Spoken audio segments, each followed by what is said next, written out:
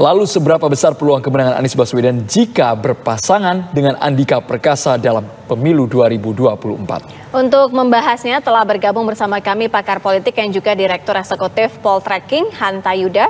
Kita dengarkan suara Mas Hanta Yuda, bagaimana Mas Hanta Yuda melihat kalkulasi politiknya jika Anies Baswedan disandingkan mendapatkan cawapres Andika Perkasa. Ya, Andrew, faktor atau variabel cawapres itu sangat penting sekarang bagi capres yang akan bertarung. Kenapa? Satu, kalau kita bicara capres terkuat sekarang antara Anies Baswedan, Ganjar Pranowo, dan Prabowo Subianto, katakanlah, itu jaraknya sangat tipis. Mereka berada di margin of error, sehingga sangat kompetitif. Yang kedua, di mana pilpres kita tanpa incumbent, sehingga cawapres sangat menentukan. Tetapi ada dua tarikan soal cawapres ini. Satu, soal kekuatan elektabilitas, atau dia mampu membawa boarding pass.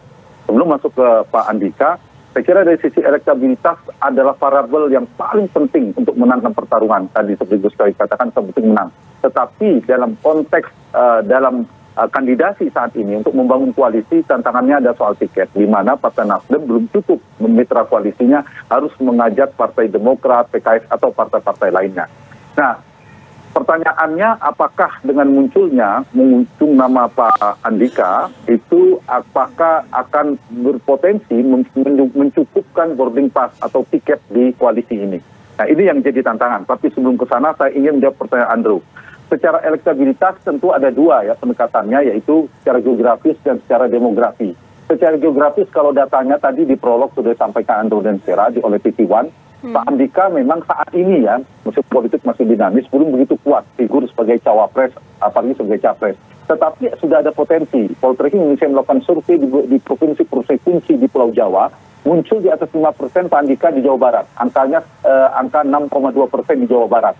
Meskipun Jawa Tengah, Jawa Timur, Banten, DKI masih di bawah 5%. Tetapi saya kira figur ini memang pantas untuk diperhitungkan. Karena apa? Memiliki potensi. Hari ini tidak, tapi menyimpan potensi. Potensi apa? Potensi pertumbuhan elektabilitas. Karena apa? Karena Pak Andika ini belum memiliki popularitas yang tinggi. Itu marketnya masih potensial besar. Karena itu dibutuhkan waktu di 1 tahun ini untuk melakukan sosialisasi.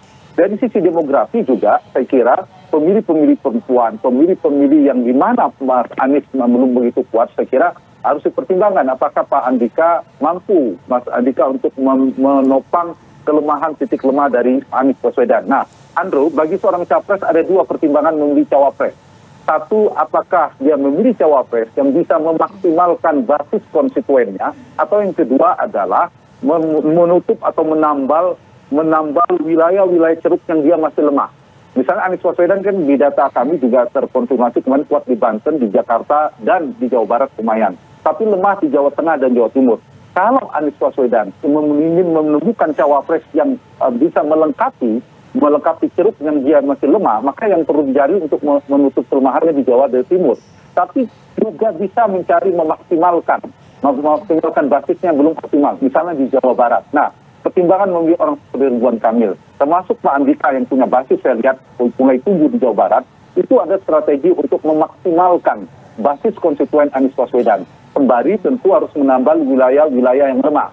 Nah, ini yang saya kira menjadi PR bagi Mas Anies. Kalau Andrew bertanya pada saya apakah potensi hari ini, ya dibandingkan misalnya dengan ada 3 atau 4 nama cawapres yang paling potensial saat ini, yaitu Erick Thohir, Ridwan Kamil, AHY, dan Sandiaga Uno, mungkin Pak Andika masih di bawah.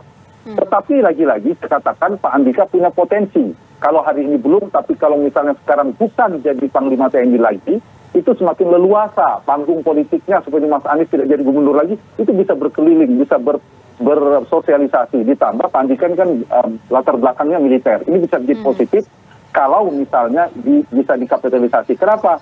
Karena militer ini dalam persepsi publik di survei kami juga citranya kan relatif positif ya, dibandingkan misalnya beberapa misalnya seperti Polri dan sebagainya. Ini potensi, tetapi di saat yang sama kalau tidak tepat mengelolanya dan misalnya Pak Andika memilih berseberangan tanda petik kekuasaan, jangan sampai mengulang apa yang terjadi oleh Pak Gatot Nurmantio yang mantan Panglima TNI, yang pada saat itu memang lumayan, tetapi akhirnya justru terkunci tidak bisa maju dalam konstelasi pilpres. Kembali ke pertanyaan Andrew tadi, apakah Pak Andika akan menjadi cawapres yang cukup kuat bagi Anies, saya kira patut diperhitungkan. Tapi kalau terjadi, ini menang banyak Gus Coy ini. Nasdem, karena semuanya masuk dalam radar Rakernas Partai Nasdem. Mas Anies, Ganjar, dan Andika. Kalau Anies dan Ganjar itu akan memberikan dampak insentif elektoral ke Nasdem lebih banyak. Tantangannya apakah mau Partai Demokrat, karena Demokrat mengusung nama AHY misalnya. Tantangannya di sini saya kira di soal boarding pass. Karena Demokrat punya nama, PKS punya nama. Nah, kalau Nasdem bisa menyelesaikan urusan di kandidasi ini, maka soal potensi ke depan saya kira itu bisa disiapkan, punya waktu, apalagi Andika tidak menjadi Panglima TNI lagi. Mas Hanta, lantas siapa yang paling cocok? Anies AHY, Anies Andika, atau Anies Aher, atau siapa? Ya, begini petanya, saya rasa ingin jawab pertanyaan itu. Memang ada 4 nama ya, Gus Coy, saya kira dari partai ada Aher dan AHY, kemudian non-partai cawapresnya Anies itu adalah Andika dan Kofifa. Nah, kita lihat basis Anies dulu. Mas Anies ini, basis utamanya di survei kami di 5 Pulau Jawa itu, di 5 provinsi Pulau Jawa, sangat kuat di Jakarta dan Banten. Separuh pemilih Banten itu 49-47%, begitu juga Jakarta. Itu basisnya Mas Anies. Ini juga basisnya AHY. Jadi, tanpa AHY pun sebenarnya Anies sudah kuat di Banten, di DKI. Kekuatan AHY itu hanya di 2 provinsi ini. AHY tidak begitu kuat di Jawa Tengah, di Jawa Timur, di Jawa Barat juga tidak begitu kuat meski punya basis. Sehingga memang kalau dilihat sekilas AHY tinggi, tetapi tidak begitu kontributif kalau kita lihat secara akumulasi lebih detail ya, agregat dari jika Anies membutuhkan tambahan untuk memperluas ceruk basis konstituennya. Aher saya kira secara elektabilitas memang belum mumpuni. Angkanya rendah dari semua survei, saya kira Aher tidak bisa diandalkan secara elektoral. Saya mohon maaf harus mengatakan data itu. Nah, ada 2, memang dibandingkan AHY, 2 figur non-partai, itu tidak lebih tinggi dari Agus Harimurti Yudhoyono, yaitu Andika dan Kofifa. 2 nama ini masih di bawah. Kofifa misalnya di angka 5-6% di survei kami, kemudian Andika di angka sekitar 2 atau 3%. Tapi ada potensi. Nah, kenapa saya mengatakan 2 ini? Anies Baswedan itu lemah di Jawa Tengah dan Jawa Timur.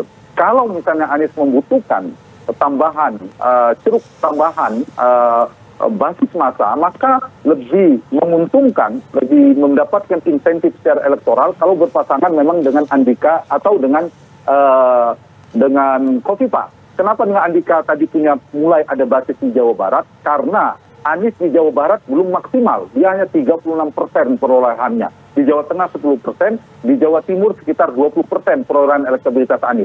Sehingga kalau dilihat basis dari 3 provinsi besar ini, Anies sebenarnya lebih prospektif. Baik, dalam bahasa saya ya, prospektif dengan Andika atau dengan Kofifa, karena lebih kontributif secara elektoral. Jadi, Andrew, yang dibutuhkan seorang capres cawapres itu kan 2. 1, dia kontributif secara elektoral. 2, dia bisa berpotensi membawa boarding pass atau tiket partai. Karena itu cawapresnya harus positif. Bukan sekedar netral seperti Pak SBY dan Pak Jokowi yang memilih wakilnya di periode kedua. Tapi di periode pertama dibutuhkan yang positif, bisa mendongkrak, memberi kontribusi secara elektoral. Tapi Mas Hanta, kalau tadi Gus Coy mengatakan, ya nanti dirundingkan, Demokrat inginnya siapa, AHY misalnya, kemudian PKS Aher. Kira-kira bisa dipertimbangkan 2 nama tersebut?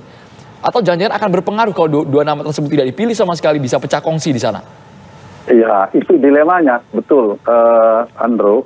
Jadi satu sisi tadi ada poin yang disampaikan oleh Gus Coy, yang penting memenangkan pertarungan. Jadi sebelum fase winning di election, dalam memenangkan pertarungan di eleksi itu, di election, ada fase awal yang sangat penting, yaitu namanya kandidasi, pencalonan. Kalau ternyata pencalonan ini gagal, maka Pak Anies nggak bisa maju, itu yang harus diperhatikan.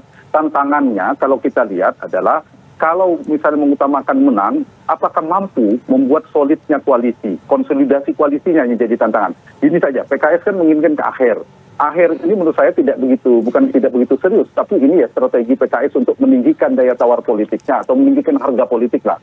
Saya melihat tidak seseriusnya AHY di Partai Demokrat. Tapi kalau AHY Demokrat untuk mengganti kata harga mati, saya kira ini kata kunci. Jadi kalau misalnya ingin cepat jadi koalisi ini, Anies AHY memang lebih cepat Gus Coy barangkali.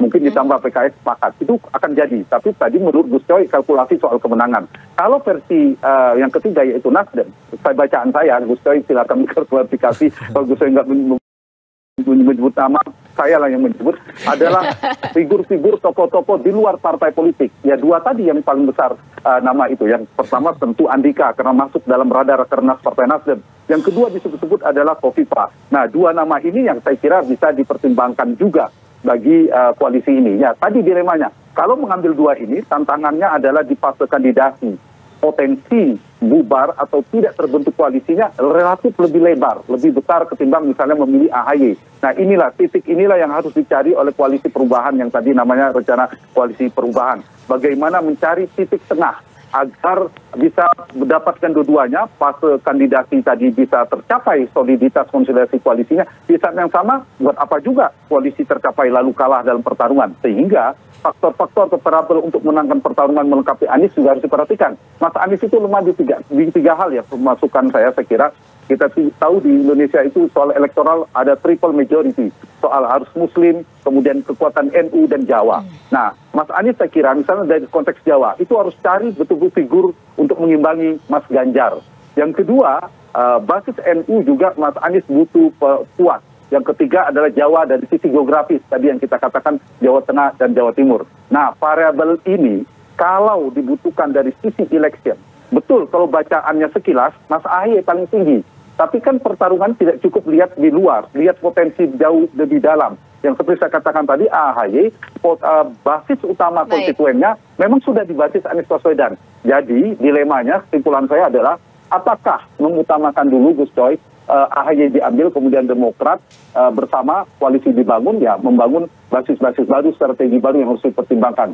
Atau berangkat dari memenangkan pertarungan, sehingga dicarilah figur-figur non-partai. Kalau terjadi misalnya dengan Andika, ya itu keluar dari radarnya Partai Nasdem semua, itu Gus Coy. Pertanyaannya apakah Demokrat mau, misalnya berpasangan dengan Andika, sama-sama militer dengan AHY. Tentu ini lebih senior. Jadi dilema ini yang harus dihadapi oleh Partai Nasdem adalah bagaimana memenangkan pertarungan, tapi di saat yang sama partainya juga solid membangun koalisi. Oke, baik. Terima kasih Mas Hanta dan Gus Coy. Kita tunggu nanti ya diumumkannya ya Gus Coy.